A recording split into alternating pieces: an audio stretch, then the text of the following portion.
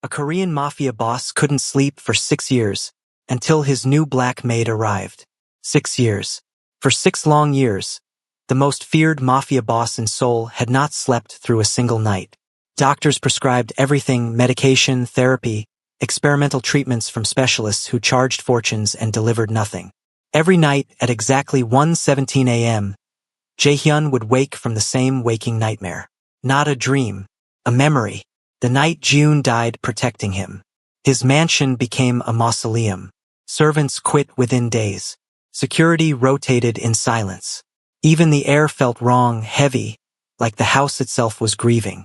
Until one night, without warning or permission, his aunt hired someone new. A maid named Chioma, who arrived without fear.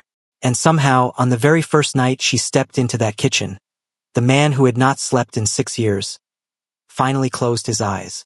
But when his doctor rushed into the mansion the next morning expecting the usual devastation, what he found left him completely speechless. If you're new here, welcome back to the shadows. Today we step into the heart of Seoul, where power and grief walk side by side. Imagine carrying the weight of an empire, boardrooms, back alleys, men who vanish at your word, and still being unable to sleep for 6 years. This is the story of Jae-hyun, the man who built an empire from silence, and Chioma, the one woman who dared to walk unafraid into his darkness. Subscribe if you're new, and let's dive into the mafia boss and the maid. To the outside world, Jae-hyun was untouchable. In the glittering skyline of Seoul, his name moved through boardrooms and back alleys like a whispered warning. He was a man carved from control. No shouting, no chaos, only precise, quiet decisions that erased rivals overnight. Seasoned CEOs struggled to hold his gaze. With a single stillness of expression, he could freeze negotiations cold. His suits were armor. His voice never rose above a lethal calm. Men twice his age walked around the mention of his name. He was, by every visible measure, perfection. But when the city's lights blurred crimson over the Han River and the sun finally sank, the king began to unravel. In the silence of his vast mansion, the transformation was slow and agonizing. He would stand at the floor-to-ceiling windows, watching millions of ordinary souls drift toward rest, toward the quiet mercy of sleep, while he remained locked outside it. He wandered halls where expensive art on every wall felt less like wealth and more like evidence. Proof of everything he had traded his humanity to build. The chandeliers dripped cold light. The Persian rugs swallowed his footsteps whole. By 11 p.m., the tremors would begin. First in his hands, the hands that had once held Ji-eun as she slipped away. He would retreat to his master bedroom, a space of white marble and silence that felt less like sanctuary and more like a cell. He would lie flat on his back, staring at the ceiling as if awaiting a sentence. His eyes would find the clock. 1:12. The air thickened. 1:15. His pulse climbed. His jaw tightened. His breathing shortened to shallow, controlled pulls. The discipline of a man who had spent a lifetime refusing to look weak, now reduced to counting seconds. 1:16. He stopped breathing entirely. Not because he had forgotten, because he already knew what was coming. And right on time, as the clock flipped to 1:17 a.m., the world fractured. It was never just a memory. It was a physical assault, a phantom gunshot detonating somewhere behind his eyes, sharp and final. His body would jolt, his muscles locked in a reflex of failed protection. For a split second he felt it all again. The cold fog of that winter parking structure, the warmth of Ji-eun's blood soaking through his shirt, the weight of her body leaning into his arms, her fingers gripping his collar, her eyes not angry, not accusing, just sad. "You promised you'd choose life," she had whispered. Then her hand fell, and the world ended. This is where our story begins. Not with the empire, not with the fear he commanded, or the silence that followed his name through the corridors of Seoul's most dangerous circles. It begins 6 years ago, on a winter night so cold the fog had settled like a burial shroud over the city, swallowing streetlights whole and turning the underground parking structure beneath Han River Plaza into something that felt less like concrete and steel and more like the bottom of the world. Jae-hyun remembered every detail. The way his breath came out in slow white clouds. The distant echo of a car alarm 2 levels above, muffled by the weight of the night. The smell of exhaust and frost and something faintly floral, Her perfume. The one she always wore. The one he had once told her reminded him that gentleness still existed somewhere. Ji-yoon stood 10 feet away from him, her coat buttoned to the throat, her hands folded in front of her like someone preparing to say something they had rehearsed 100 times and still weren't ready for. She wasn't part of his world. She had never pretended to be.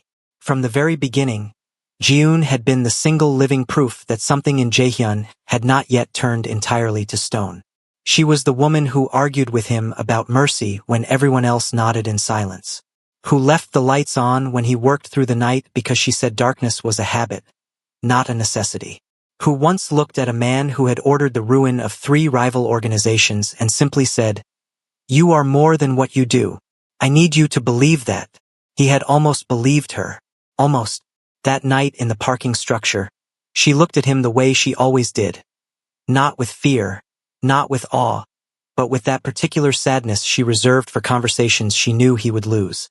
"Walk away," she said softly. Her voice carried no anger. Just wait. Just the quiet certainty of a woman who had spent years loving something that kept trying to destroy itself. "Walk away from all of it, Jae-hyun, before your world swallows both of us." He didn't answer.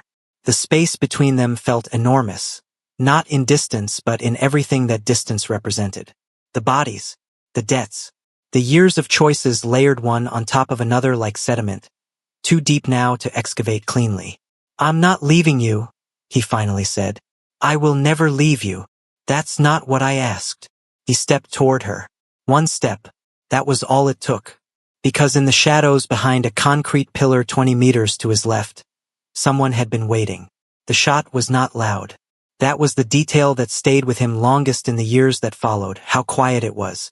A single suppressed crack, swallowed almost immediately by the dead acoustics of the underground structure.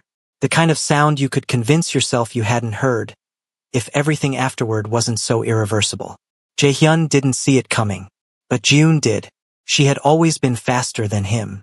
Jae-hyun knelt on the frozen concrete, holding a woman who no longer held him back, and somewhere above the city continued its indifferent pulse. Traffic, neon, millions of lives moving forward without pause. He did not move for a very long time. He did not call for help. He did not weep. He simply held her, in the cold, in the silence, until the cold became part of him too. That was the moment sleep became a punishment. It began the very next night, and the night after that, and every night for 6 years without a single exception, without mercy, without variation, without the smallest sign that time intended to do what everyone promised it would. It gets easier, his doctor had said, in those early weeks when the grief was still raw enough to have a shape. The mind finds ways to protect itself. The mind did not protect Jae-hyun, prosecuted him. The days were manageable. That was the cruelest part of the arrangement his psyche had constructed. By daylight, he functioned. More than functioned.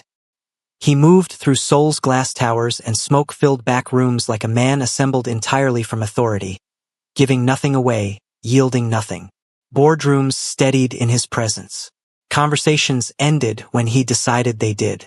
The empire did not pause for grief, and so neither did he. But when the sun went down, the countdown began. It was never dramatic at first. That was how it deceived him, night after night, year after year. The early hours felt almost ordinary. Dinner he rarely touched. A glass of something amber that stopped working after the 3rd month but became ritual anyway. The vast, echoing rooms of the mansion settling into silence around him as the staff retreated to their quarters and the house became, once again, entirely his. His and hers. Still hers in every way that mattered. Her photograph still sat on the shelf in the study, not because he looked at it, but because removing it felt like agreeing to something he refused to agree to. The faint trace of her perfume had long since left the pillowcase he had not replaced, though sometimes, in the thin hours before midnight, he imagined he could still catch it.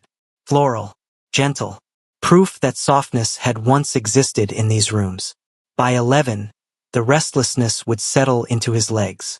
By midnight, it reached his hands. He had tried everything the first 2 years. Alcohol in quantities that would have leveled a lesser man. It blurred the edges but never the center, never the specific geometry of that moment, her body's weight, the way warmth had left her so fast it felt less like death and more like theft. Sleeping pills prescribed by 3 different specialists, each dosage climbing until his advisor began watching him with that particular look men reserve for problems they cannot solve with money. He had tried complete silence, and he had tried noise, white noise machines, music, television left running through the night. He had tried exhausting himself with work until 2 a.m., hoping to outrun the clock. The clock always caught him. By the third year, the mansion had completed its transformation. What had once been a home, or the closest approximation of one that a man like Jae-hyun had ever permitted himself, had become something else entirely. A living grave. The rooms were immaculate, because the staff maintained them with the efficiency of people who understood that disorder would not be tolerated. But immaculate is not the same as inhabited. The furniture sat arranged and untouched. The kitchen produced meals that grew cold. The garden beyond the east wing continued to exist purely out of botanical indifference to the suffering inside. Servants lasted weeks, not months. They left without drama, simply failing to return after their days off, sending polite messages through intermediaries. No one quit to his face. No one was brave enough for that. But the rotation was constant. New faces, careful eyes, the particular tension of people moving through a space they understood instinctively was wrong, even if they couldn't name the source of it.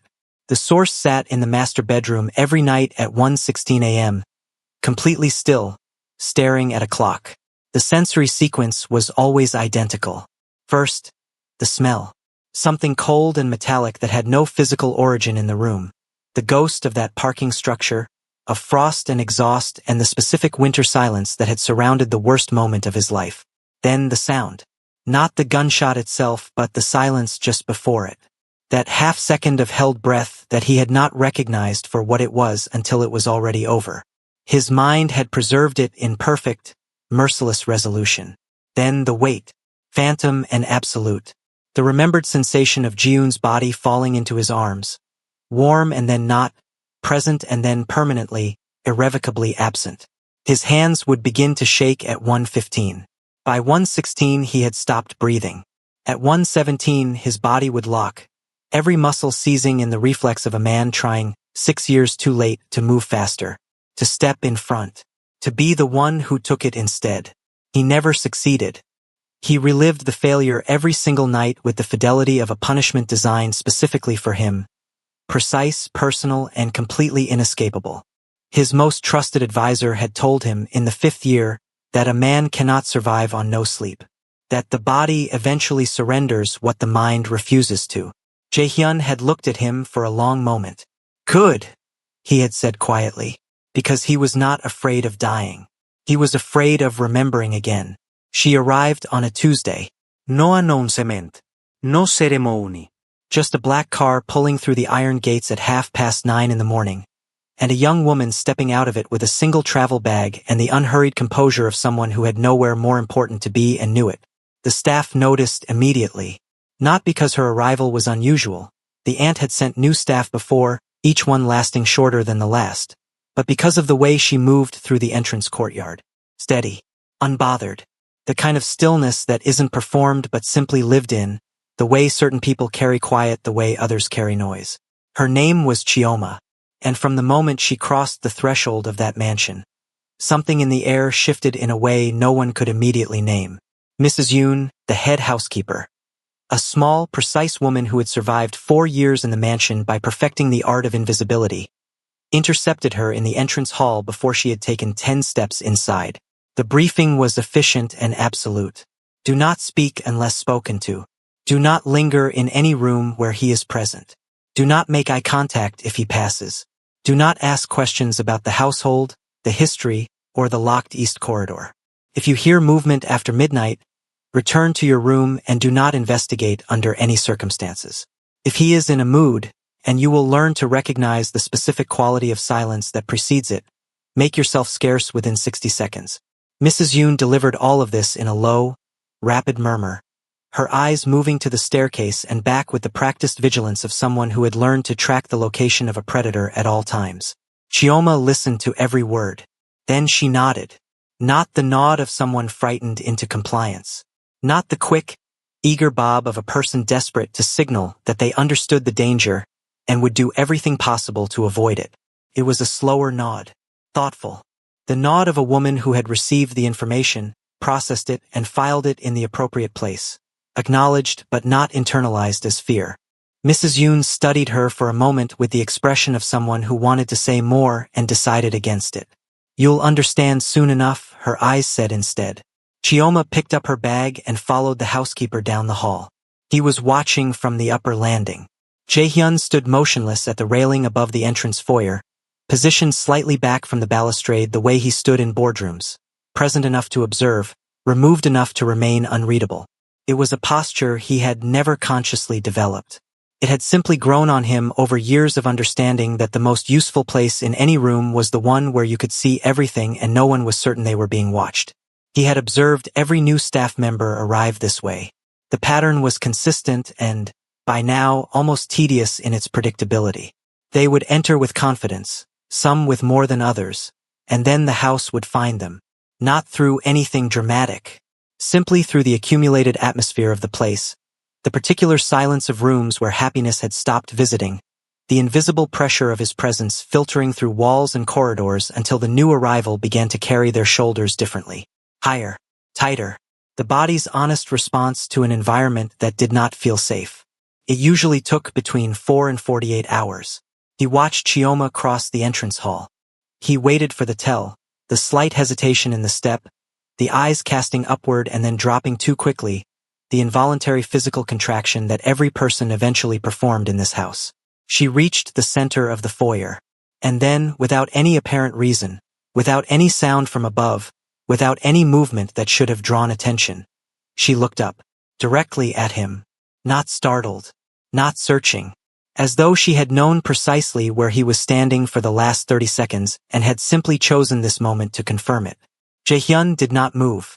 Most people, when they found him watching, did one of two things. They looked away immediately, the eye contact severed with the panicked efficiency of someone who had touched something hot, or they overcorrected, holding his gaze a half-second too long with the brittle performance of someone determined to prove they weren't afraid, which was itself a form of fear, just dressed differently. Chioma did neither. She looked at him the way you look at a person. Not a reputation. Not a warning. Not a figure constructed from whispered stories and fearful exaggerations. A person.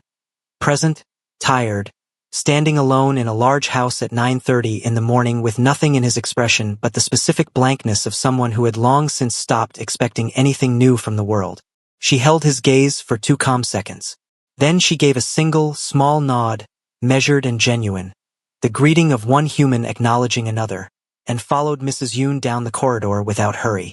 Jae-hyun stood at the railing for a long moment after she had gone. Something had moved in his chest. Faint and unidentifiable, like a sound heard from a great distance. Not loud enough to name, but undeniable enough that he noticed it, which itself was strange. He could not remember the last time anything had been strange. He turned and walked back to his study. But the feeling did not follow instructions. It stayed. For the first time in years, someone had looked at him and not seen a monster. It happened on the 3rd day. Not because Jae-hyun had been watching for an opportunity, or at least that was what he told himself. It was simply that the mansion had a particular acoustics to it, a way of carrying sound through corridors and around corners that made privacy largely theoretical. He heard her before he saw her. The quiet, methodical movement of someone who worked without performance. No unnecessary noise, no self-conscious silence either. Just the steady, unhurried sound of a person doing exactly what they were doing and nothing more. He found her in the study. His study. The room where the photograph still sat on the shelf and the files on the desk were not to be touched, and the entire arrangement of space communicated, in the precise vocabulary of controlled environments, that this was not a room you entered without invitation. Chioma was dusting the bookshelves along the far wall.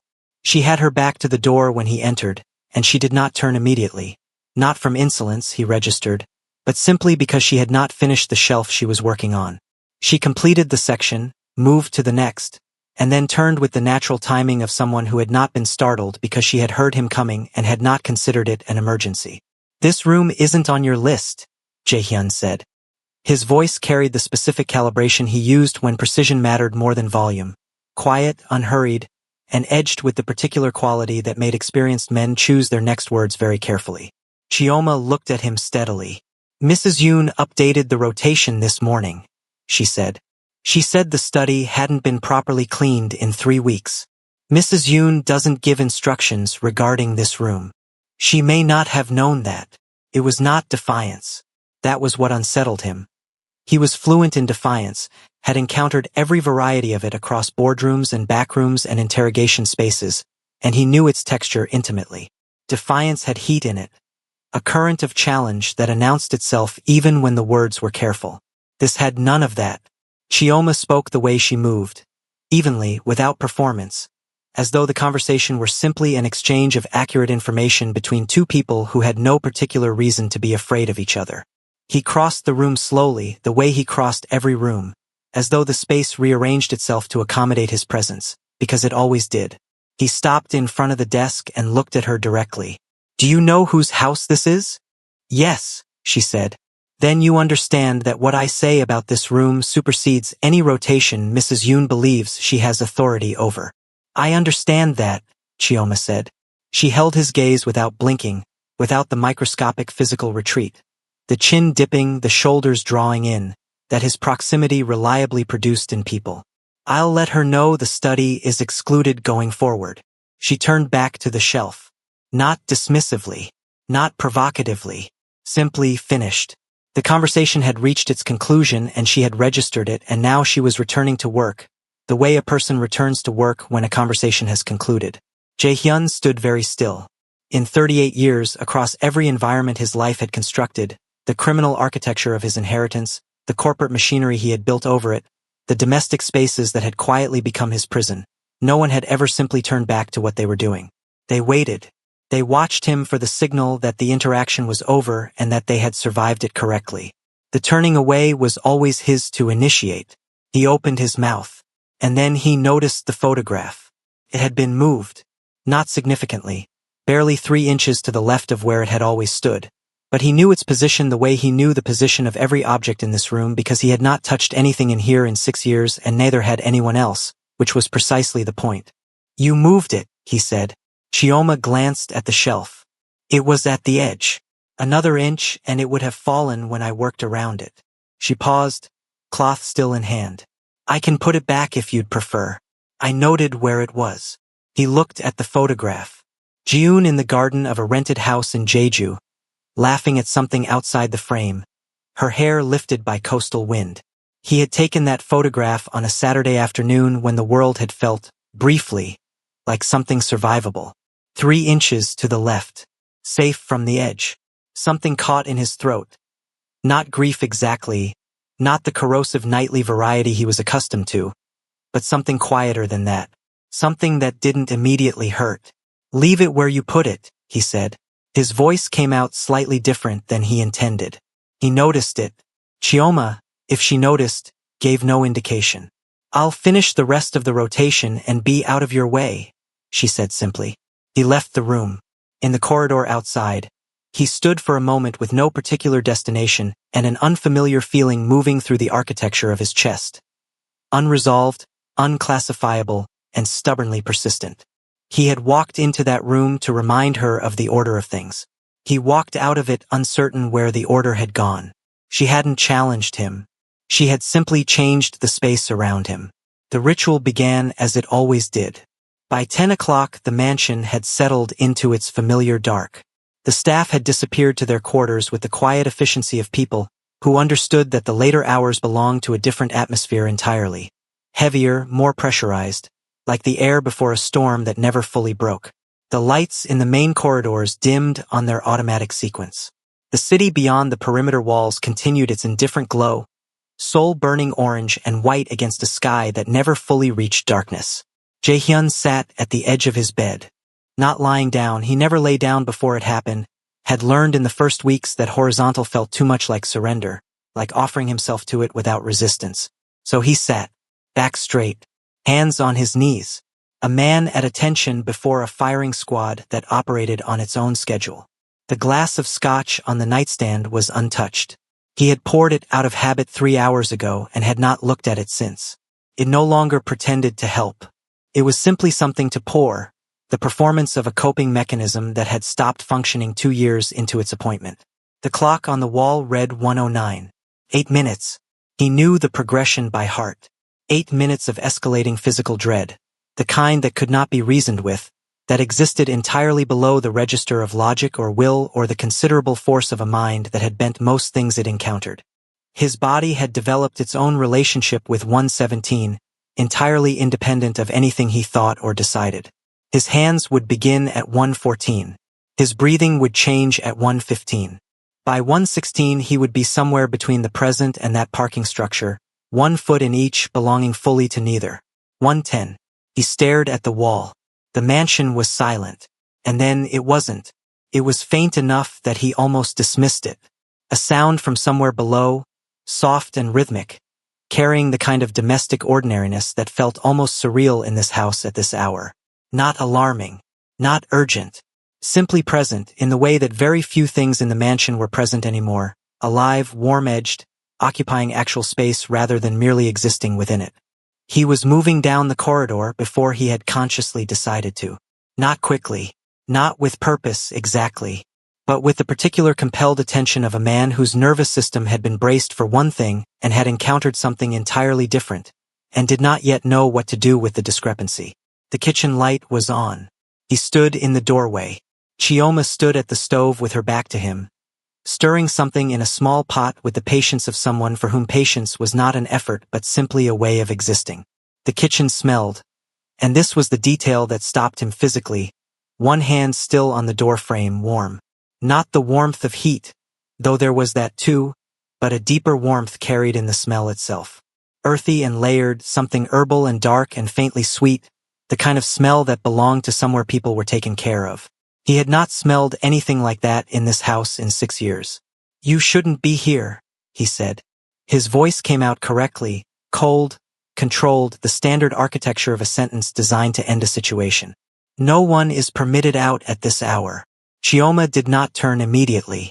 She finished one slow rotation of the spoon, then another. Then she lifted the pot and poured its contents carefully into a cup, the steam rising in a quiet column in the still kitchen air. Then she turned. She did not look like someone who had been caught. "I know," she said. Her voice carried that same unhurried quality he had catalogued since her arrival. No tremor in it. No performance of calm that suggested the calm was manufactured. "But you are." He had no answer for that. She crossed the kitchen and held the cup out to him. He looked at it, then at her. "What is it?" "Something my mother made," she said simply. When the night got too loud. The clock on the kitchen wall read 1:16. His hands were shaking, the fine, deep tremor that began in the joints and worked outward, the nightly betrayal of a body that refused to pretend. He saw her register it. She did not react to it. She simply continued holding the cup with the steady patience of someone who had decided to wait as long as necessary and meant it. He took it. The warmth moved through his palms immediately, up through his wrists, into the locked muscles of his forearms. Not like medication, not the blunt chemical interruption of a sleeping pill forcing the body into unconsciousness. This was different, slower, like something being gently reminded of its original state. He stood there holding the cup and not drinking yet, and Chioma turned slightly away from him and began to hum. Low, barely audible, a melody without a name he recognized. Not a song exactly, more like the musical residue of one, the emotional shape of something ancient and unhurried. It moved through the kitchen the way the smell had moved, filling the space without crowding it. 1:17. He knew it without looking. He felt the familiar clench begin its approach in his chest. The locking, the fracture, the gunshot arriving on schedule. It didn't come. He waited. The hum continued, steady as a held hand. He waited for the smell of frost, for the weight of her body, for the sound of that half-second silence he had preserved in perfect cruelty for 6 years. The kitchen smelled of something warm and earthy. The clock ticked past. 1:18. The realization arrived quietly, without ceremony, the way the most significant things tend to arrive. He was still standing in a kitchen at 1:18 in the morning, and the night had not fractured and June had not died again, and his hands were wrapped around a warm cup, and somewhere just beside him a woman was humming a melody his nervous system had no prior record of and was choosing, without his permission, to believe was safe. His eyes blurred. Not from pain. "You are not there anymore," Chioma said softly, without turning, as though she had read the exact location of his mind with the accuracy of someone who had navigated this terrain before. "You are here." His legs made the decision before he did. He found the chair at the kitchen table and sat down heavily, the cup still in both hands, the hum continuing its slow, grounding circuit through the air. He did not fight it. For the first time in 6 years there was nothing to fight. The dread had simply released its grip, the way a fist releases when the thing it's been holding is no longer there. His breathing slowed. His hands steadied. The weight in his chest, that permanent, load-bearing grief that had been structural for so long he had forgotten what his chest felt like without it, lifted. Not permanently, not completely, but enough. Enough to breathe past. Enough to feel the warmth of the cup, the solidity of the chair, the reality of a kitchen that was lit and inhabited and present. His eyes closed. Not in resignation, in rest. For the first time in 6 years, the night did not break him.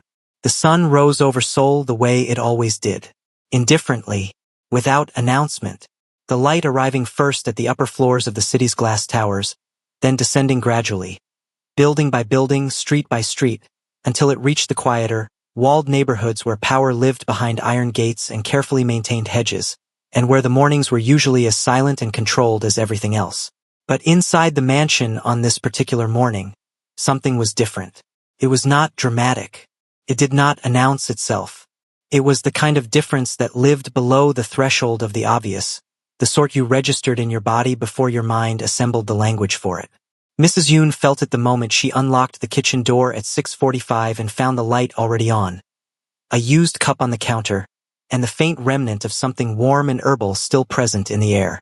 She stood in the doorway for a moment longer than necessary, trying to identify what had shifted, before moving carefully through the house to begin the morning routine. The corridors felt different. She had worked in this mansion long enough to know its moods the way a sailor knows weather, through accumulated instinct, through the body's quiet readings of atmosphere and pressure. And the atmosphere this morning was not the usual one. The usual one had a specific weight to it, a held-breath quality that never fully released because it could not release, because the thing that created it operated on a schedule that made the whole house brace from sundown to sunrise. This morning the house was simply still, not the paralyzed stillness of dread. The other kind, the kind that follows when something long braced for does not, finally, arrive. The doctor came at 7:15. He had been making these visits for 4 years, arriving each morning with the punctual resignation of a man whose job had become the documentation of a condition he could not treat. His briefcase contained, out of habit more than hope, a fresh prescription pad and 3 different pill cases that had all proven equally decorative. Mrs. Yoon met him at the door. Her expression stopped him before she spoke. He followed her down the main corridor toward the kitchen, already reaching into his professional reserves for the appropriate response to whatever new deterioration awaited. Jaehyun's condition had been declining measurably for the past 8 months, the tremors lasting longer, the post-episode recovery window shortening, the darkening under his eyes deepening into something that looked less like tiredness and more like the body beginning to file a formal complaint. They reached the kitchen doorway. The doctor stopped. Jaehyun sat slumped in the kitchen chair, his head tilted slightly to one side, both hands resting open in his lap, no longer gripped, no longer braced, simply open, the way hands rest when the body has released everything it was holding. His breathing was slow and deep and entirely without the shallow, effortful quality it carried during waking hours. His face, the face that in consciousness maintained the careful blankness of a man who had decided long ago that expression was a vulnerability, was simply at rest. Peaceful. The word arrived in the doctor's mind with the disorientation of something encountered out of context. A word he associated with other patients, other cases, not this room and not this man. Beside him, 1 chair away, Chioma sat quietly. She had not slept. That was immediately apparent. She sat with the composed alertness of someone who had chosen wakefulness deliberately, her hands folded in her lap, her posture neither tense nor performative. She was simply there, present in the way that certain people are present, with the quality of someone whose attention is given fully and without agenda. She looked up when they appeared in the doorway. She raised 1 finger to her lips. The doctor did not move for a long moment. He had attended Jaehyun through 4 years of this condition. He had read every study on trauma-induced chronic insomnia published in 3 languages. He had consulted specialists in Seoul and Tokyo and once, at considerable expense, a sleep neurologist in Zurich who had reviewed the case remotely and returned a report of carefully worded uncertainty. He had never seen this. No machines. No modification. No restraints against the nightly thrashing that had broken 2 different bed frames in the past year. Just a man sleeping in a kitchen chair, hands open, face at rest. And beside him, a woman who had simply stayed. Mrs. Yoon pressed her hand over her mouth. The doctor set his briefcase down very slowly on the corridor floor, as though a sudden sound might break something irreplaceable. He stood in the doorway and watched the chest rise and fall, steady, deep, real, and felt the particular professional disorientation of a man whose models have just been quietly disproven. The dragon was gone. Only a man remained. A tired, ordinary, deeply exhausted man who had finally, in a kitchen that smelled of something warm, in the unhurried presence of someone who had not been afraid of him, found his way back to his own body. His hands were open. His face was unguarded. He looked, for the first time in 6 years, like someone who might survive. The morning light moved through the kitchen window and fell across him without drama. The way grace tends to arrive, sideways quietly, in rooms where no one was looking for it. Peace had entered the house. But peace never comes without a price. Across the city, in a room that had never been intended for comfort, the news arrived quietly. Not through official channels. Not through the network of structured communication that Jae-hyun had spent years designing with the precision of a man who understood that information, controlled correctly, was more reliable than any weapon. It arrived the way the most dangerous information always arrives, through a person who had been trusted completely, for a long time, for exactly this purpose. The room was on the 14th floor of a building in Mapogu that officially belonged to a logistics consultancy that officially turned a modest profit and officially employed 32 people, none of whom were ever required to understand the full nature of what moved through the building's private upper floors. The furniture was minimal. The lighting was low. A single window looked out over the Han River, its surface catching the early morning light in flat, indifferent silver. Min-kyu stood at that window with his hands clasped behind his back. He had been Jae-hyun's most trusted lieutenant for 11 years. He had stood in rooms where decisions were made that restructured the criminal architecture of 3 districts. He had managed logistics, managed personnel, managed the particular category of problem that could not be solved through legitimate means and could not be left unsolved. He had done all of this with the reliable discretion of a man whose loyalty had never once been publicly questioned. That was, of course, the point. The man sitting across the room lowered his phone and looked up. "He's sleeping now?" he said. Min-kyu did not turn from the window immediately. He let the question sit for a moment, not because he needed to consider the answer, but because he had learned long ago that the quality of a man's silences communicated more about his thinking than his words did, and he was still thinking. "Apparently," Min-kyu said. "How?" "The new maid." He said it without inflection, the way he said most things, evacuated of tone, clinical, the verbal equivalent of a document. She was in the kitchen with him at 1:17. He fell asleep in the chair. The doctor confirmed it this morning. Peaceful. No episode. The man across the room was quiet for a moment. Then he exhaled, a short, almost amused sound that did not reach his eyes. "One night," he said. "One night is enough to confirm the pattern has broken," Min-kyu replied. "If she can do it again, the deterioration stops.